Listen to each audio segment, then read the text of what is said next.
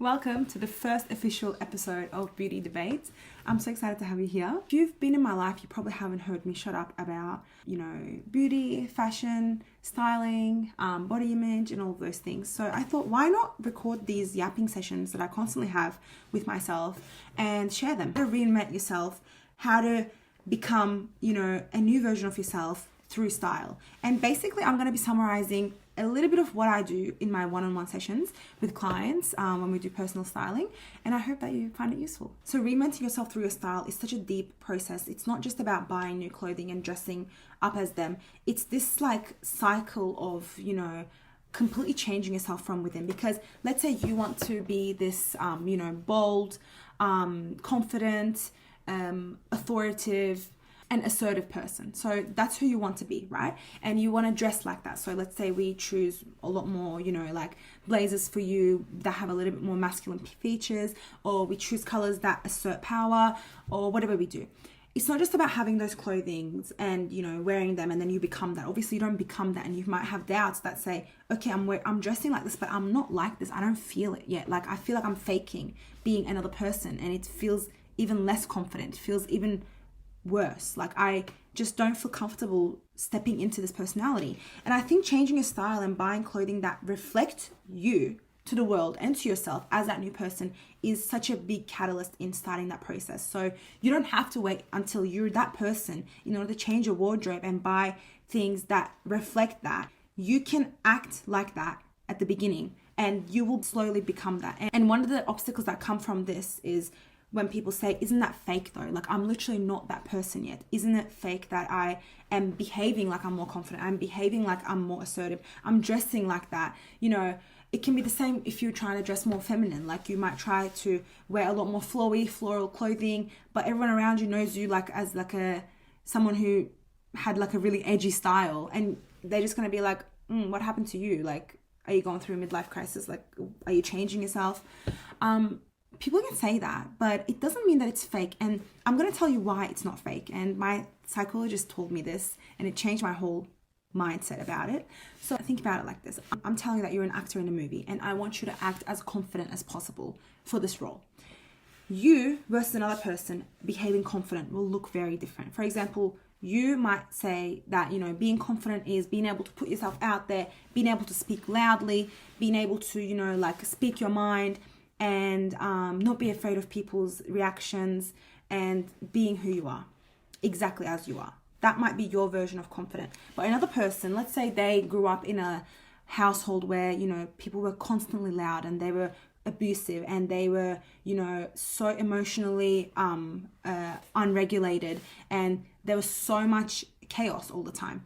I think their version of confident would be something a lot more quiet, a lot more reserved, and a lot more grounded. So they might behave as someone who's to be more confident, but you might behave as to be more confident. So the way that two people embody the same title, confident, is so different, because you are basically playing out what is already within you. You're playing the confident version of yourself that is hiding underneath. You're putting it out to the world. So you acting as something is never really acting. It's basically you're pulling that part of you out and highlighting it. That's why the way we would act in different ways looks different for everyone. So you're not acting as another person. You're acting as yourself, as that version of yourself when you dress like that, when you put yourself out into the world like that, showing who you are in that category. But it's already within you. How can you even imagine it exists if it's not really in you? So you need to realize that it's not acting, it's not fake, it's you finally letting that part of you shine. So if we know that it's not fake and it's not unauthentic to try and dress differently or put yourself in a complete different persona, we can now talk about how to actually achieve that, how to actually create that new persona, how to fully reinvent, how I see myself and how the world sees me. We're going to get into more technicalities, but one thing that I want you to be sure of is you looking completely different tomorrow from now on is not fake. You changing that new version of yourself 2 days later is also not fake, because you are experimenting and you are understanding who you are and all the parts of you that are in you, because you're literally a colorful tesseract. You just have so many parts of you that that can shine at the same time. So please don't ever be held back by the idea that you need to be predictable. You need to be, you need to make sense to people. You need to seem, easy to digest because what you did yesterday matches what you do today. As long as you're not hurting anyone with your actions, no one can ever be concerned with what you're doing. So please keep doing that. And let's get into the actual technical side of how to curate this reinvented version of ourselves. So our strategy to reinvent ourselves involves a little bit of investigation. So we're going to do a very deep self-reflection on who we want to become and how we want to feel and what represents those feelings. I'm going to do that verbally and visually. First of all, we're going to do a little bit of journaling. So we start off by writing down who we want to become. Who do we want to become and what values does that person have? We're going to write those down. And then we're going to write down how we would feel if we were that person. So let's say the most inspiring and exciting and, idealized version of you. Write that down and write down exactly how you would feel if you were embodying that. And when you write down those feelings, I want you to look up a list of emotions, because I promise you, if we ask each other, we could maybe all come up with 10 different types of emotions, but there are so many different ways to feel out there. And I want you to have a depth of understanding of what it would feel like. And those feelings are gonna make you realize also how much you want to become this person, or which parts of it are more valuable to you. I want you to try and summarize what that person is in terms of their qualities. So what qualities do you want to have? Once we get that analysis out of the way, we're going to start to look at a lot of inspiration.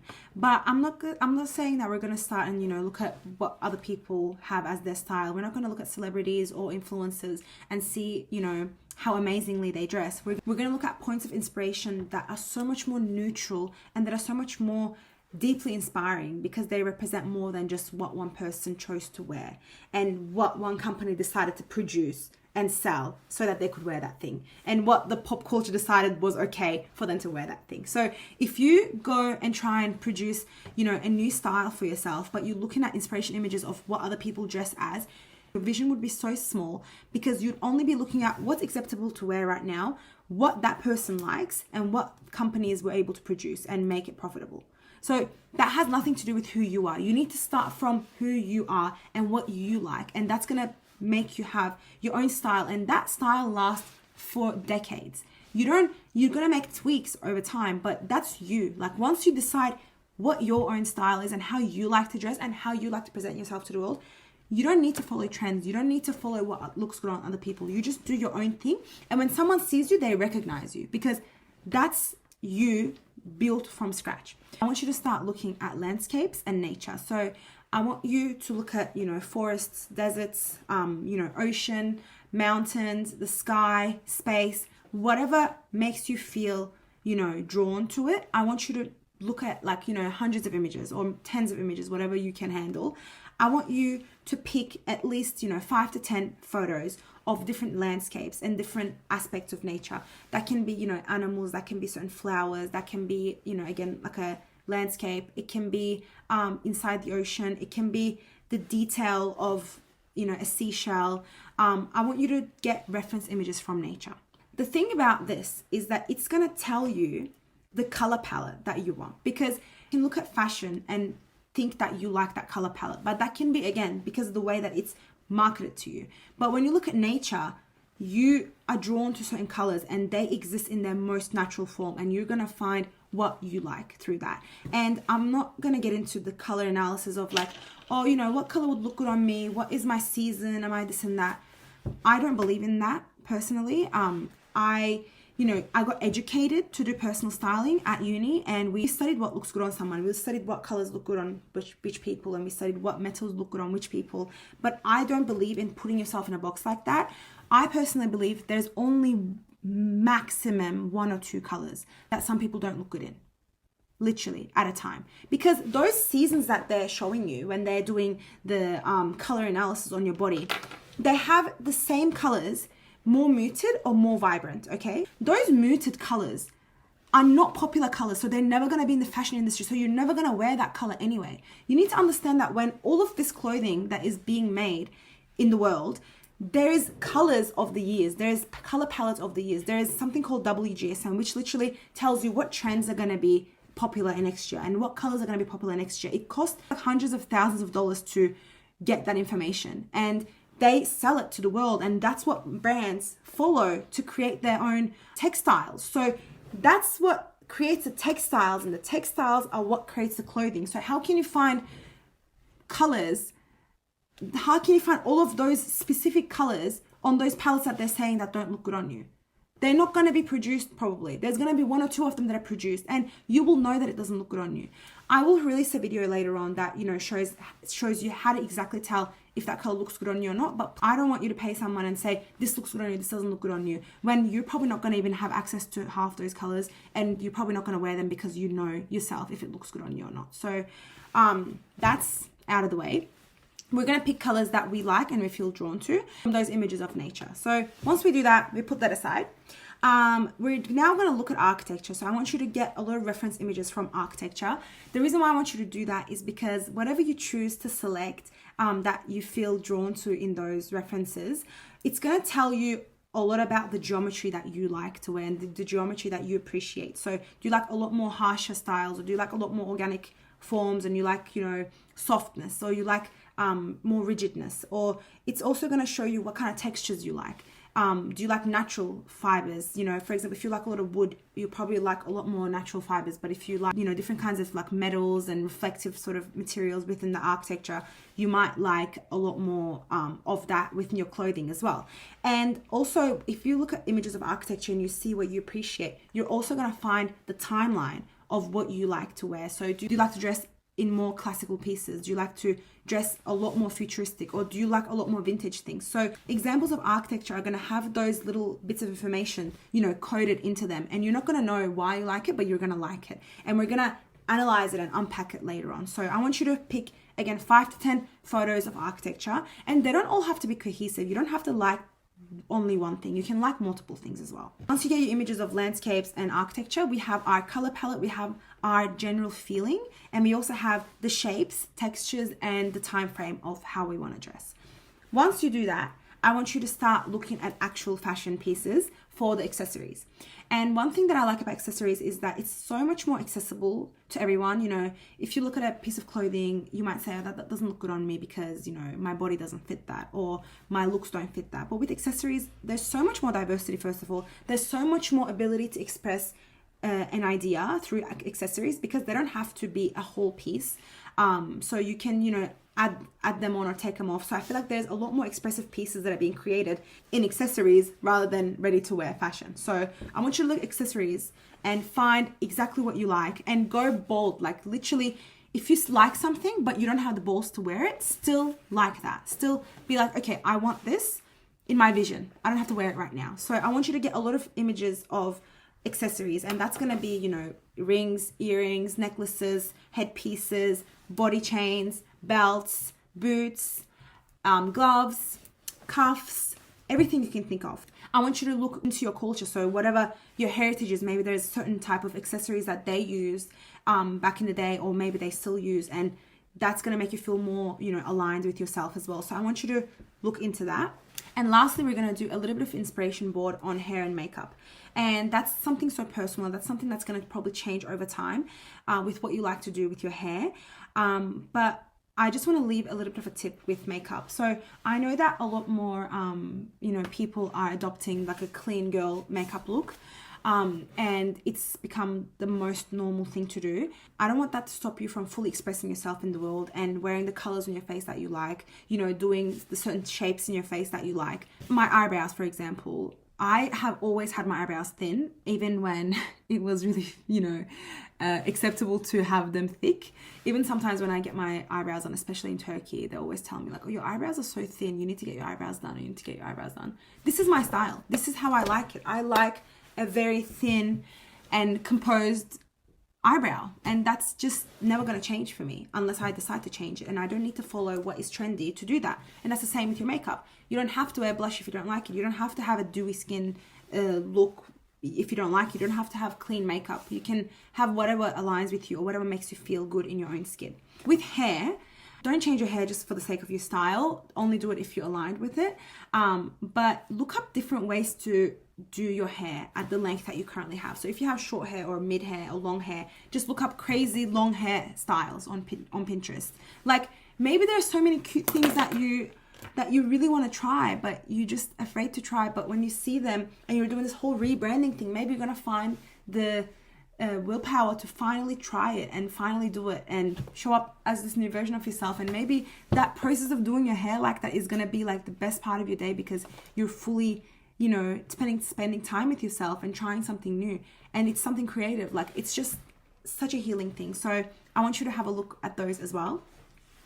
At the end of this whole process, you're going to have words that reflect, you know, who you want to be, that reflect your values, and that reflect how you would feel if you were that person. And then we're going to have photos of landscapes and, you know, natural wonders. We're going to have photos of architecture, interior and exterior. We're going to have examples of accessories that we like, and we're also going to have inspiration for hair and makeup. Right now you have literally like a vault of information that reflects you. I want you to put the photos of nature next to each other and see, what colors am I seeing? What colors are most prominent?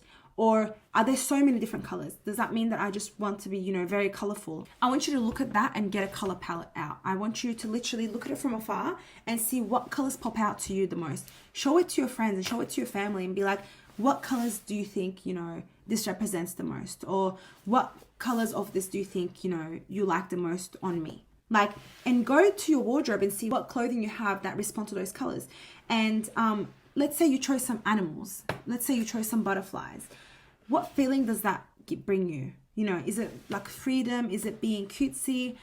Is it a lion? Is it about being strong and more dominant? What is it? Like, just try and literally investigate what these mean. If you struggle, ask AI. Like, you know, I have these images and these colors. What is that? You know, what does that represent? Write me, you know, 3 or 4 different personas that can arise, you know, from inspiration of these images. With architecture, as I said, this requires a lot of digging deep. Look at the materials that they used. Ask, again, you can ask AI, what materials have been used in this? What kind of art movement is it a part of? You know, which kind of art was, you know, very famous when this design was founded or when this building was built? Or try to understand, you know, just which era those photos belong to, and try and see what you like about them. Is it the fact that it's really ornamented and you love that ornamentation in your life and you're sick of wearing minimalist pieces of clothing or using minimalist furniture in your home? Or is it something that is extremely simple but has the most absurd materials? Maybe you chose something that is so minimalist but is futuristic. It's not just, you know, called normal minimalist, but it has, you know, different textures, different metals.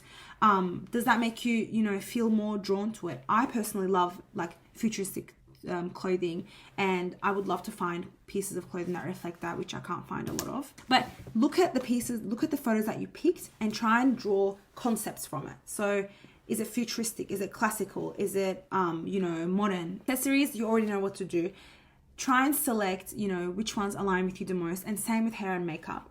When you do all of this, you're going to have the way you want to show up in this world. You're going to have the colors that align with you. You're going to have the shapes that align with you and textures that align with you, and accessories and hair and makeup in mind. So when you have all of this, you can take them with you. You can make it into a little mood board. You can write them in your notes. You can take some screenshots, whatever you would like to do. You can go shopping, whether online or in person, but I would prefer that you go in person, and don't buy anything. Like, on the first go, don't buy anything. This is the way I shop. I go shopping, but I don't buy anything on my first time going, unless it's like a really specific thing that I'm sure that I like and I know that it's not an impulse buy, or it's something that I really have to buy right now. Go shopping and don't buy anything. Just have your mood board and have the colors of nature, have the piece of architecture, and be like, how can I match them? Is there clothing in the shops that I see that would go well with this architecture? Like, if a person was wearing this, they would fit into that building and they would blend in. Like, try and find what that world is going to offer you that aligns with you, rather than just going into the world and seeing, okay, this is what's at the shops, I'll buy it because it's trendy. I need what you created today to be the filter that you use to filter all the pieces of clothing that you see in the world. And I want you to use that to basically dress yourself every day and create your own concept that you feel safe in. Now that you have all of that, it might still be hard to apply it to actual pieces and do a whole, okay, how do I transform my whole wardrobe to reflect that? The way that you can do that is, I want you to write down, I dress this way because I am blah, blah, blah, blah.